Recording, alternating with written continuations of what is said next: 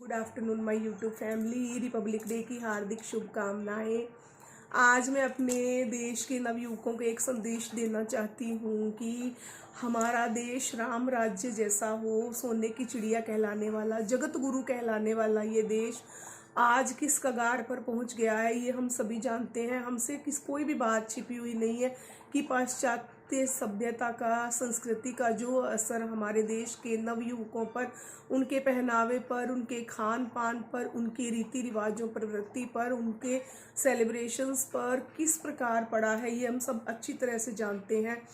और हम ये भी जानते हैं कि इसके घातक परिणाम हम भुगत रहे हैं विभिन्न बीमारियों के रूप में, अपने सभ्यता के बिगड़ने के रूप में, अपने संस्कृति के पतन के रूप में, हर तरीके से हम देख रहे हैं।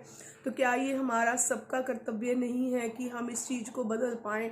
लेकिन कहना बहुत आसान है, बदलना नामुमकिन सा प्रतीत होता है, क्योंकि नवयुवक इस प्रकार के खान पान, इस प्रकार के पहनावे और इस प्रकार की भाषा का प्रयोग करते हैं जहाँ पर विदेशी हमारे देश के जो गुण थे, हमारे देश के जो नियम थे, हमारे देश की जो आयुर्वेद था, हमारे देश का जो संस्कृति, हमारे रीति रिवाज, हमारा चैंट, हमारा ईश्वर नाम स्मरण, उसमें इन्वॉल्व होते जा रहे हैं। अपने देश में उन चीज़ों को अपना रहे हैं, भारतीय संस्कृति को, भारतीय जो औषधियाँ थी उसको अपनाते जा रहे हैं। और वहीं पर हम उनके जो पाश्चात्य सभ्यता, संस्कृति, उनके रीति रिवाजों को ओढ़ते जा रहे हैं। दिन ब दिन हम उसी के अंदर इन्वॉल्व होते जा रहे हैं। तो ये हमारी सभ्यता, हमारी संस्कृति, हमारे देश के लिए ये कदापि सही नहीं है। कदापि ये चीज़ें हमारे लिए, हमारी भलाई के, हमारे हित में नहीं है।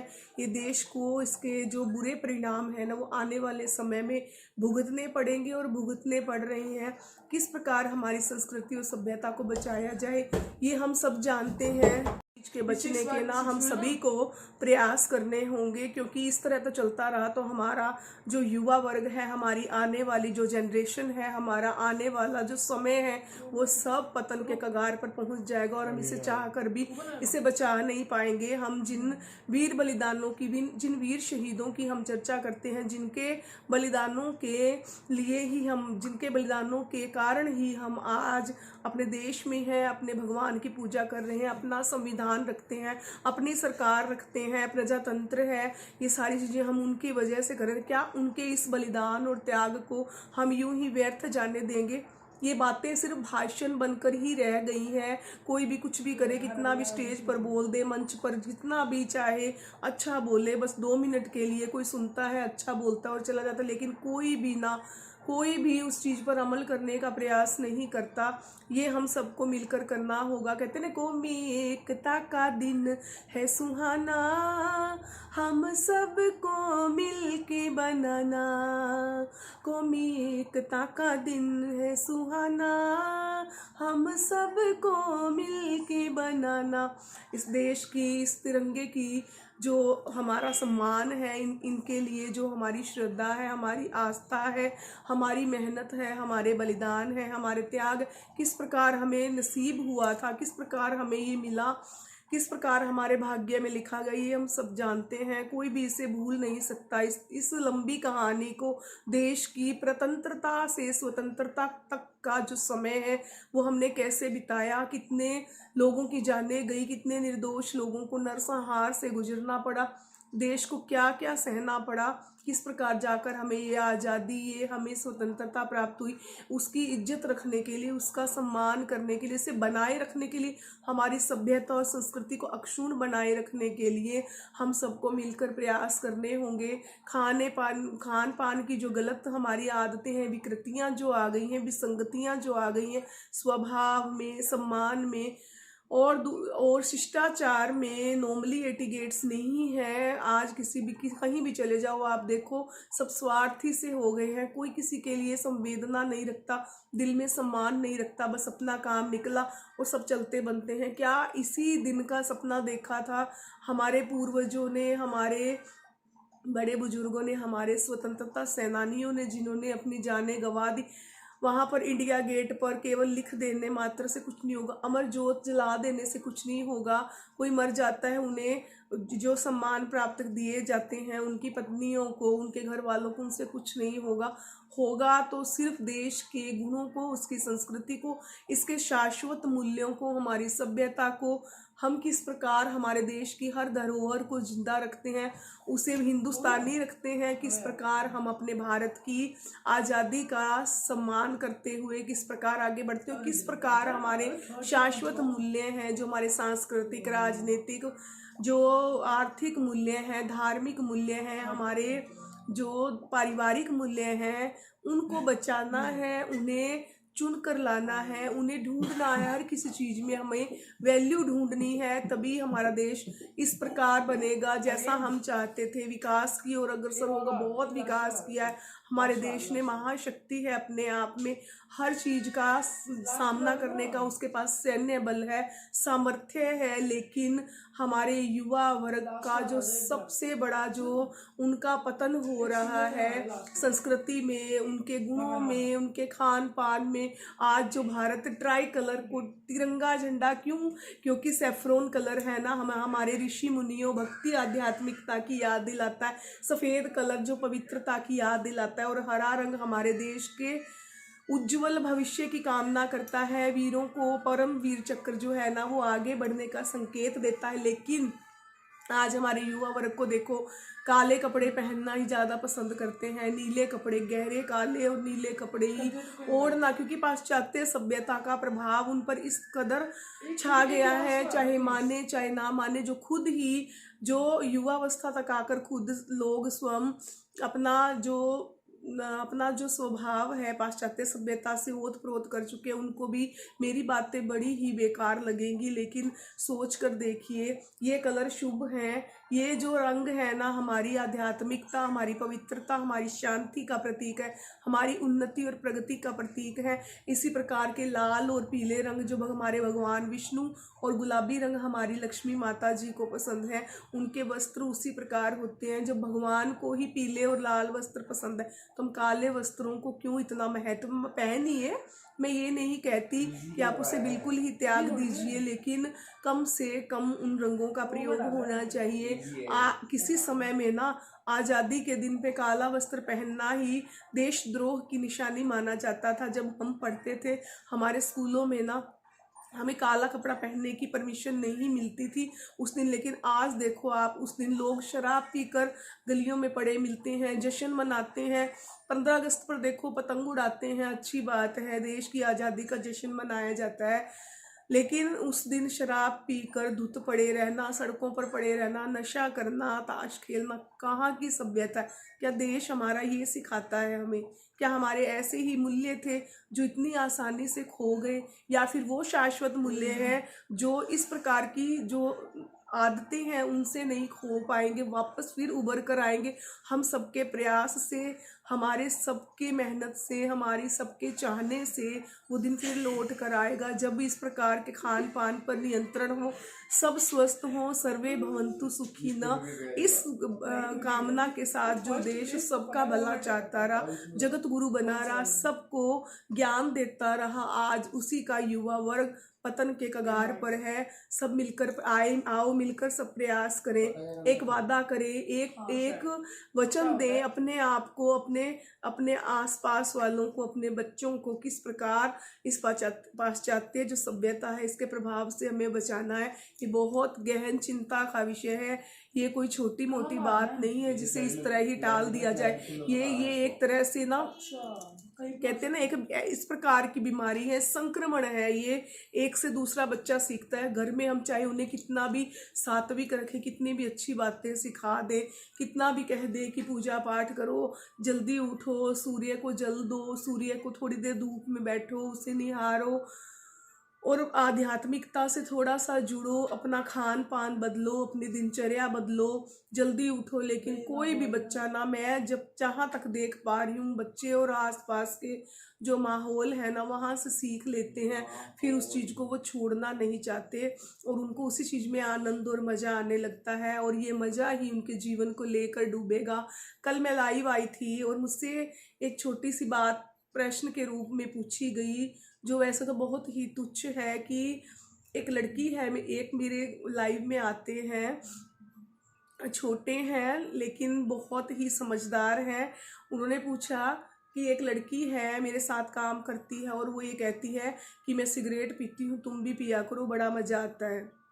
क्या ये उचित है? तो ये हम सब जानते हैं, नशा करना वाला इंसान जो है ना वो गलत नहीं होता, वो बुरा नहीं होता। वो जो शाकाहारी लोग होते हैं ना, जो आध्यात्मिक होते हैं, उनसे ज़्यादा अच्छा हो सकता है, संवेदनशील हो सकता है। और उस लड़की ने क्या बोला कि सारी टेंशनें भूल जाओगे, एक बार सिगरेट पी लो।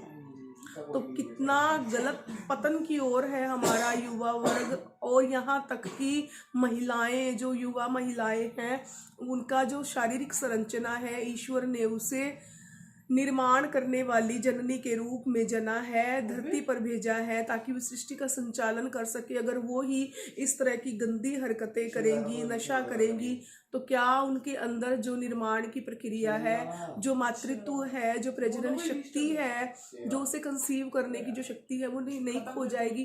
फिर बाद में वो डॉक्टरों के चक्कर लगाएंगे, क्रिटिकल हो जाएगी उनकी लाइफ, फिर बच्चे के लिए दर दर भटकेंगे, मंदिरों में भीख मांगते फिरेंगे, या फिर ये कहेंगे कि हमें चाहिए ही नहीं।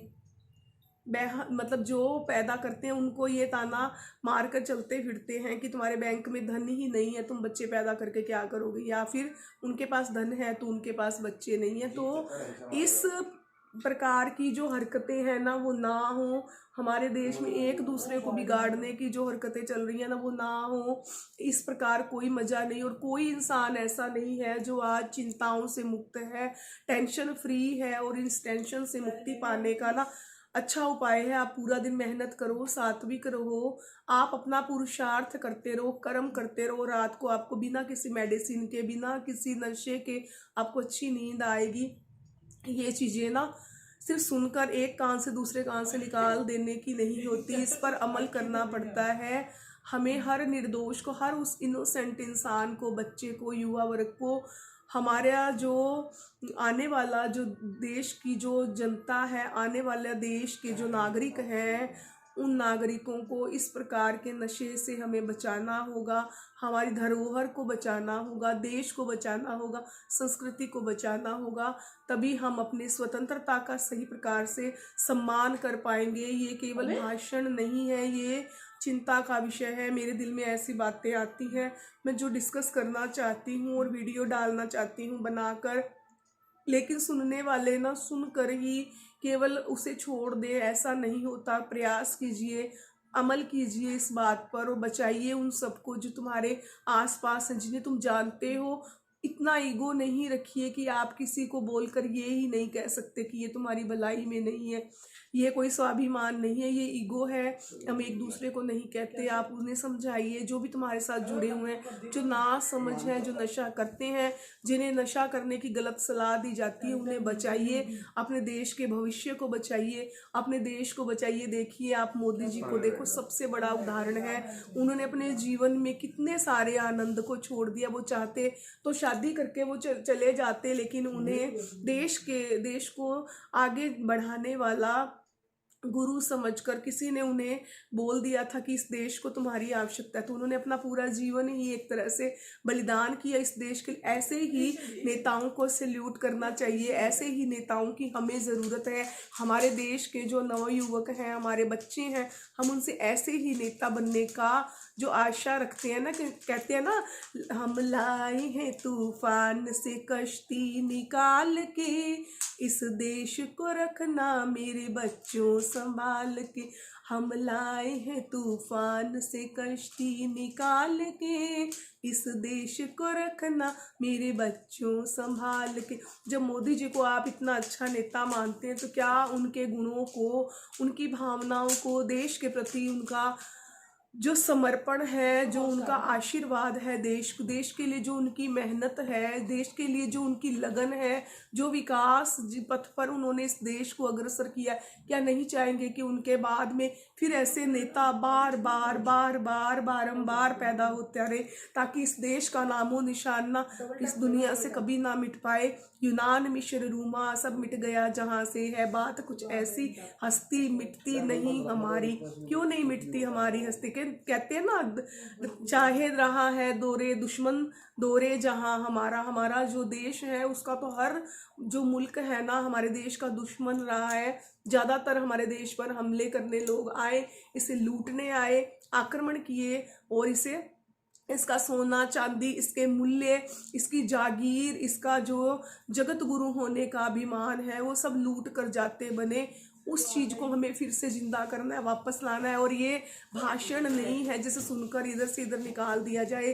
कृपा कर मेरी ये प्रार्थना है, जो भी मेरा वीडियो देखे अपने आसपास को ये वीडियो शेयर कीजिए और उन्हें बताइए, याद करवाइए उन्हें कि हमारा कर्तव्य क्या है। केवल अधिकार की ही कामना मत कीजिए, अपनी जिम्मेदारी, अपना कर्तव्य निभाइए कि क्या होता है, कब हमें वो चीज़ें प्राप्त होती हैं जैसा हम माहौल, जैसा वातावरण हम देश के लिए चाहते हैं वो कुछ देने से होगा। इस तरह से आप अपने देश को नहीं बचा पाएंगे, पतन के कगार पर चलता जाएगा तो नष्ट होने के कगार पर पहुंच जाएगा। इसका रक्षा करना है हमें, इसकी संस्कृति और सभ्यता को ना अक्षुण्ण बनाए रखना है, जिसका कभी भी क्षय ना हो, खत्म ना हो, चलती ही जाए, बस बढ़ती ही जाए, बस बढ़ती ही जाए।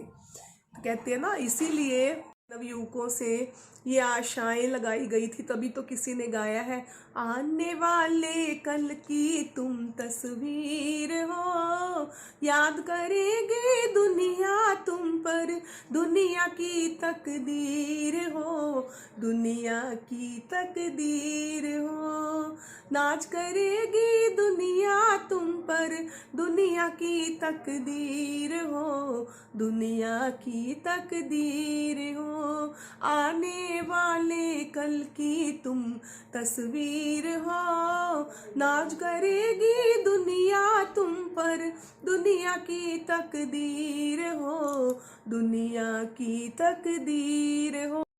की डगर पे बच्चों दिखाओ चल के, यह देश है तुम्हारा, नेता तुम ही हो कल के, इंसाफ की डगर पे बच्चों दिखाओ चल के, ये देश है तुम्हारा, नेता तुम ही हो कल के, अपने हो या पराए सबके लिए हो न्याय, अपने हो या पराए सबके लिए हो न्याय, देखो कदम तुम्हारा हरगिज न डगमगाए, रख दोगे तुम एक दिन संसार को बदल के, इंसाफ की डगर पे बच्चों दिखाओ चल के, यह देश है तुम्हारा, नेता तुम ही हो कल के, इंसाफ की डगर पे बच्चों दिखाओ चल के, ये देश है तुम्हारा, नेता तुम ही हो कल के,